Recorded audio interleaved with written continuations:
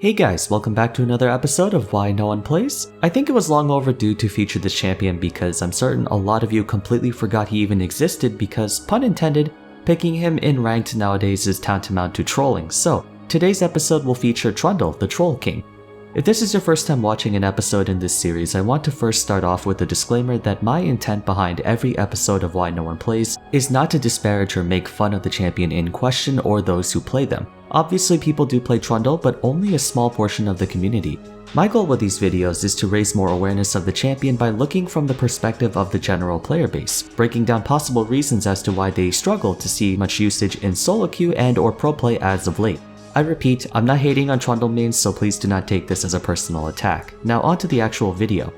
Within my Why No One Plays series, the champions that I cover usually fall into one of three categories. Their kit is outdated and hasn't withstood the test of time as new champions were released and old ones were reworked. They have a major flaw in their gameplay that completely spoils the experience for the vast majority of players, or they're simply far too difficult for the average player to want to invest any effort or time in since they could achieve a similar result on someone easier to learn. In my recent episodes, I spent a lot of time in the third category because most of the champions I talked about in the beginning were part of the first and second ones, but now we're coming full circle. Back in the early days, the design behind a champion was really cookie cutter compared to nowadays where there's a whole new gimmick unique to each individual release. For example, let's talk about melee auto attackers. There were a lot of them back then: Aatrox, Fiora, Jax, Master Yi, Shyvana, Trundle, Tryndamere, and Xin Zhao. Granted, not all of them were present around the beginning of the game as Fiora and Aatrox came a while later, but the way they were all designed was relatively uniform. Each of these champions rely on basic attacks to deal the bulk of their damage, but incorporate a specific gimmick to each one. Aatrox was all about lifestealing and converting his health into damage. Fiora relied on her high mobility to dodge enemy attacks, while using her superior stat line to simply outdamage them. Jax, as many of us know, has his counter-strike, effectively shutting down anyone who uses basic attacks. Master Yi was about shredding everyone to pieces with true damage and on hit. Shyvana was all about doing a mixture of magic and physical damage, making it harder to itemize against. Trundle turned your own stats against you by getting stronger whenever you did. Tryndamere was a crit spammer who became invincible, and Xin Zhao was about locking down one specific target. Aside from their unique traits, if we can even call it that, the gameplay from each of these champions was and is extremely linear. Naturally, this redundancy didn't make for a healthy roster, and so changes were made to many if not all of them so they can stand out from one another. Aatrox and Fiora were completely reworked to now no longer be on-hit attackers, with Aatrox being a full-on bruiser and Fiora being sort of a skirmisher. Jax has been able to retain his popularity on account of being a very effective counterpick against auto-attack heavy teams, along with being one of the toughest champions to beat in a head-on 1v1. Shyvana is now almost exclusively built as a mage, mostly because her AD build doesn't feel nearly as good anymore. Master Yi, I would say, has stayed consistent just because he's the epitome of 1v9 melee hypercarry thanks to his high mobility, true damage, and alpha strike. That leaves us with just 3 champions of old: Trundle, Tryndamere, and Xin Zhao. And spoiler alert, all 3 of these champions will be present in this series. For Trundle, his whole gimmick was that he could beat you to death by simply having more stats than you, and he accomplished this by boosting up his numbers as high as possible while lowering yours. Many auto attackers have an empowerment ability, and for Trundle it's Chomp, allowing you to gain bonus attack damage while lowering your opponents by half of the amount. In sheer combat stats, at max level, you're essentially giving yourself 4 long swords while taking away 2 from your opponent. A single ability alone causes a net advantage of 60 attack damage, which is an incredible amount even in this day and age. The rest of his bonus stats come from his W and ultimate. Frozen Domain creates a giant area around him that gives him up to 110% attack speed and 52% movement speed, while also amplifying any form of healing by 25%. Statistically speaking, at max level, Trundle's W is one of the best steroids in the game, giving you well over 3,000 gold in pure stats alone, and it makes him a very dangerous opponent if you were to try to muscle him down one-on-one.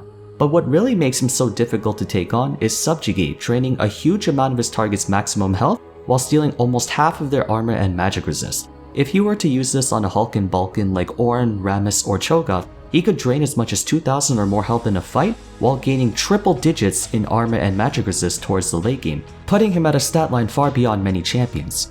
If you take all of those abilities together, Trundle can receive up to like 8,000 gold in stats for free. So then you might ask yourself, why isn't this champion played very often if he can deal more damage than you while being really tanky? And that's because that's all he can do. Other auto attackers had something else they can do. Mash GE could dodge attacks with Alpha Strike, Tryndamere has a spinning slash, Fiora could use Lunge and Blade Waltz back then to dodge attacks, and Aatrox had a ranged projectile and dash knockup. Trundle on the other hand has very little if anything. All he can do is smack you with his Ice Club until you die. There's absolutely nothing else he has. His Q is an auto attack empowerment, and his W and ultimate do nothing but give him more stats to beat you with. The only thing that adds any form of excitement to his kit is Pillar of Ice, which I will admit is a really cool ability since creating on-demand terrain is still a unique function even 10 years later. A well-placed pillar can help put some distance between your team and the enemy team since it's wide enough to cover a lot of choke points in the jungle, and the slowing aura can be crippling once you put some levels into it. Alternatively, you can cast it to block off an immobile target like a mage or AD carry so they can't escape. Credit where credit is due, this is a very solid ability. Sadly, it's the only part of Trundle's kit that can make for an interesting champion, and alone, it fails to do that. Stating it plainly, Trundle is boring. Not that every champion needs to be as hyper-dynamic as modern champions like Yone, Viego, Samira, and Kai'Sa, but a champion still needs to have an engaging kit.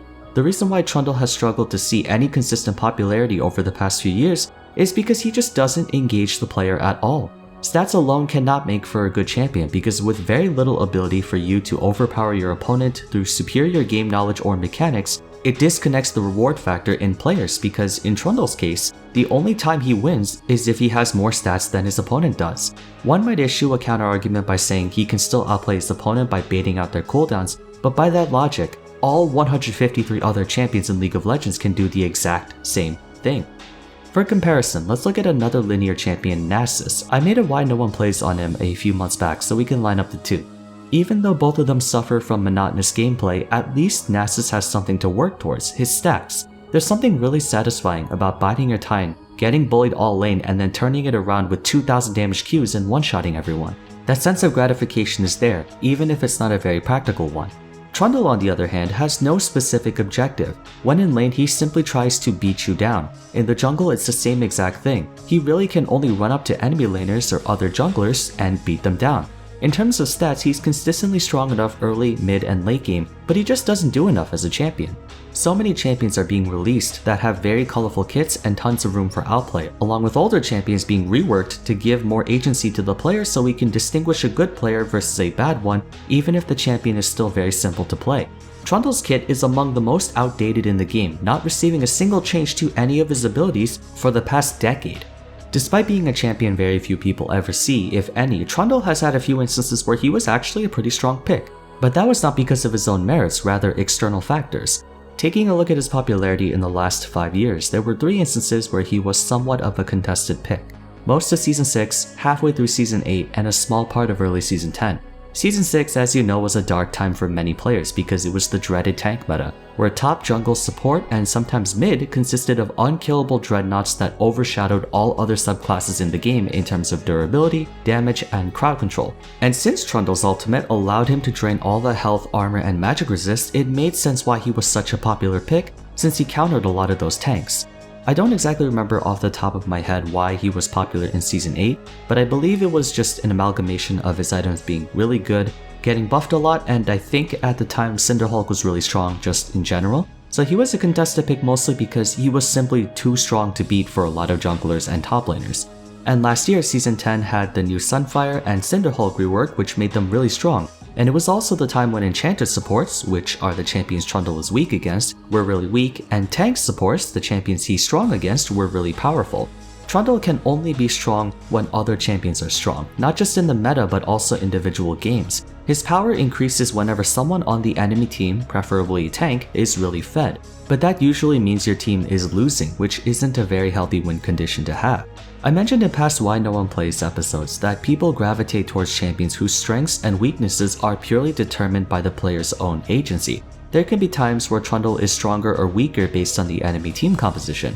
If he faces a team with a lot of low defense hypercarry champions, he's not going to be able to do much, but against a team with an Ornn or a Malphite, that's a different story. But what does that lead to? It's my favorite word, inconsistency. Trundle is not a consistent champion to main because not only can he be hard countered in champ select, but he's an anti-carry who's also very meta reliant, as he can only realistically perform at his best when tanks or high defense champions are also strong. But even that is not enough because, as I mentioned before, Trundle doesn't do very much, and the few of the things he can do can be pulled off by the vast majority of his competition. Do you need someone with a lot of stats that can raid boss the enemy team down? There's Olaf and Hecarim in the jungle and Darius and Jax in the top lane. Do you need someone who can soak up a lot of damage and draw pressure? Try Aatrox and Renekton or Nunu and Warwick. All of these champions have not only way more consistent gameplay, but they're also more fun to play since they can do more than just run up to people and hit them. Okay, yes, a lot of them also do sort of the same thing, but at least there's a little bit more nuance in their play.